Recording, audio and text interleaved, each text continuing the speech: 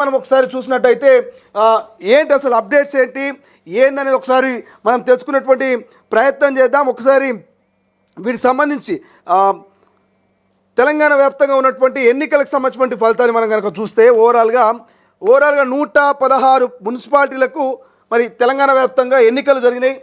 116 మున్సిపాలిటీలకు సంబంధించి ఎన్నికలు జరిగినాయి. 116 మున్సిపాలిటీకి సంబంధించినటువంటి ఎన్నికలు జరిగినాయి. మనకు ఇందులో ఓవరాల్గా 7 కార్పొరేషన్లు, మొత్తం 7 కార్పొరేషన్లకు సంబంధించి మనకు ఎన్నికలు జరుగుతూ ఉన్నాయి. ఎన్నికల ఫలితాలని ఇవాళ మనము పొద్దుటి నుంచి అంటే ఉదయం 8 గంటల నుంచి కూడా మనం ఆన్ స్క్రీన్ లైవ్ అప్డేట్స్ చూస్తున్నాం. అంటే ఇక్కడ 116 మున్సిపాలిటీతో పాటు 7 కార్పొరేషన్లు. ఈ 116 మున్సిపాలిటీలో ఎవరెవరి హవా ఎలా ఉంది, ఏ మున్సిపాలిటీలో ఏ పార్టీ ముందంజలో ఉంది, ఎన్ని సీట్లను సొంతం చేసుకొని మున్సిపల్ చైర్మన్ పీఠాన్ని దక్కించుకున్నాయి, ఏ కార్పొరేషన్లో ఏ పార్టీ మరి మేయర్ పీఠాన్ని దక్కించుకున్నది అనేది ప్రస్తుతం మనం లైవ్ అప్డేట్స్ అందించే ప్రయత్నం చేస్తాం. మొదటగా మనం ఎక్కడి నుంచి మొదలు పెడదాం? యాదగిరిగుట్ట నుంచి మొదలు పెడదాం. యాదగిరిగుట్టకు సంబంధించినటువంటి మున్సిపాలిటీ నుంచి కనుక మనం మొదలు పెడితే యాదాద్రి మున్సిపాలిటీకి సంబంధించి మనం ఒకసారి కంపారిజన్ చేస్తే కాంగ్రెస్ కూటమి పూర్తి స్థాయిలో ఇక్కడ కాంగ్రెస్ 9 గెలిచింది. అందులో కూటమికి సంబంధించి మరి సిపిఐ పార్టీ ఒక సీట్ గెలిచింది. ఇక బీజేపీ విషయానికి వస్తే బీజేపీ ఈ భువనగిరికి సంబంధించి యాదగిరిగుట్టకు సంబంధించి బీజేపీ 2 సీట్లు కైవసం చేసుకుంది. ఇక బీఆర్ఎస్ విషయానికి వస్తే ఒక్కదానికే పరిమితమైంది. సో ఇక్కడ ఓవరాల్గా యాదగిరిగుట్ట మున్సిపాలిటీకి సంబంధించి మరి ఎవరు సొంతం చేసుకున్నారంటే యాదగిరిగుట్టలో తన మార్కును చూపించింది కాంగ్రెస్ పార్టీ. యాదగిరిగుట్టలో తన మార్కును 8 వార్డులను గెలిచి తన మార్కును మరి యాదగిరిగుట్టలో కాంగ్రెస్ పార్టీ చూపించినటువంటి పరిస్థితి ప్రస్తుతము మనకు తొలివేలు స్క్రీన్ మీద కనిపిస్తోంది. ఇక మరి మిగతా ప్రాంతాల్లో ఉన్నటువంటి సీట్ల గురించి ఒకసారి మనం డిస్కస్ చేసుకున్నట్టయితే మిగతాకు సంబంధించి 116కు సంబంధించినటువంటి మున్సిపాలిటీలో ఉన్నటువంటి మిగతా సీట్ల గురించి ఒకసారి మనం చూసేటువంటి ప్రయత్నం చేద్దాం. నెక్స్ట్ మంచిర్యాల జిల్లాకు సంబంధించి ఒకసారి చూస్తే ఈ 116 మున్సిపాలిటీలలో మరి మంచిర్యాల పాత్ర ఏంది, మంచిర్యాలలో ప్రధానంగా మంచిర్యాలలో ఉన్నటువంటి ఈ మున్సిపాలిటీల యొక్క ఫలితాలలో కాంగ్రెస్ పాత్ర ఏంది, కాంగ్రెస్ ఎన్ని సీట్లు కైవసము, బీజేపీ ఎన్ని సీట్లు కైవసము, ఇక బీఆర్ఎస్ ఎన్ని సీట్లు కైవసం చేసుకుంది అనేది మీకు లెక్కలతో సహా మినిట్ టు మినిట్ అప్డేట్స్ అందించే ప్రయత్నం చేస్తాం. మంచిర్యాల జిల్లా చెన్నూరు మున్సిపాలిటీకి సంబంధించి మనము ఒకసారి డిస్కస్ చేసుకుందాం. ఏ మున్సిపాలిటీ, చెన్నూరుకు సంబంధించినటువంటి మున్సిపాలిటీ కనుక మనం డిస్కస్ చేసుకుంటే ఈ చెన్నూరులో ఓవరాల్గా 18 వార్డులు ఉన్నాయి. చెన్నూరులో 18 వార్డులు ఉన్నాయి. ఈ 18 వార్డులో కాంగ్రెస్ పార్టీ అత్యధికంగా 11 వార్డులను సొంతం చేసుకుంది. సో 11 వార్డులను సొంతం చేసుకొని ఈ చెన్నూరు మున్సిపాలిటీని కాంగ్రెస్ కైవసం చేసుకున్నట్టు తెలుస్తోంది. ఇందులో బీఆర్ఎస్కి వచ్చేసి 4 స్థానాలని బీఆర్ఎస్ సొంతం చేసుకుంది. ఇక బీజేపీ 2 స్థానాలని సొంతం చేసుకుంది. ఇండిపెండెంట్ అభ్యర్థి ఒకరు గెలిచారు. సో ఓవరాల్గా 18 స్థానాలకు గాను కాంగ్రెస్ 11, బీజేపీ 2, బీఆర్ఎస్ 4, ఇతరులు అదర్స్ వచ్చేసి 1.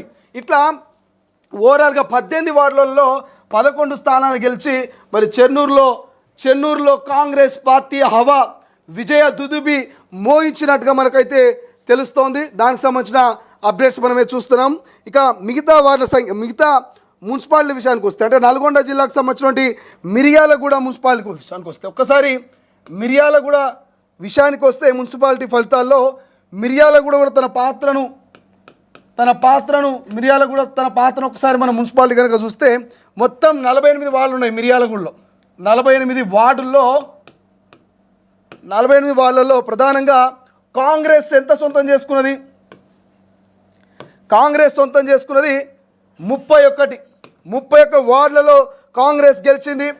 ఇక బీఆర్ఎస్ విషయానికి వస్తే కేవలం 14 స్థానాల్లో మాత్రమే గెలిచింది.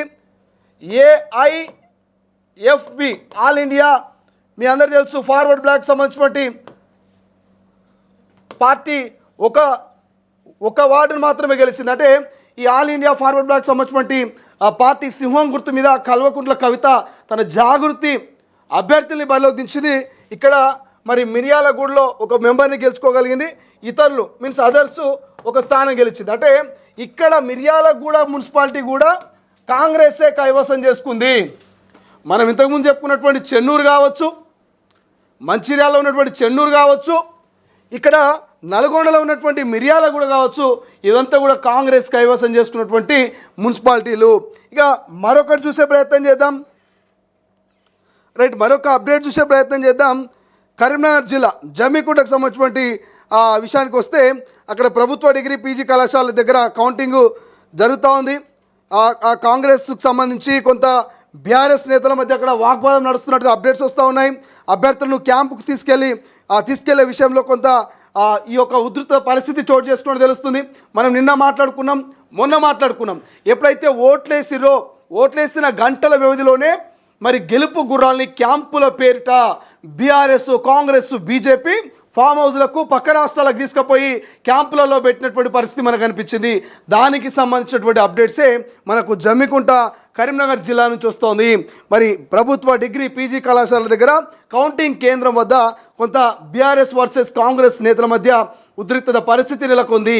కేవలం ఈ క్యాంపు రాజకీయాల వల్లనే.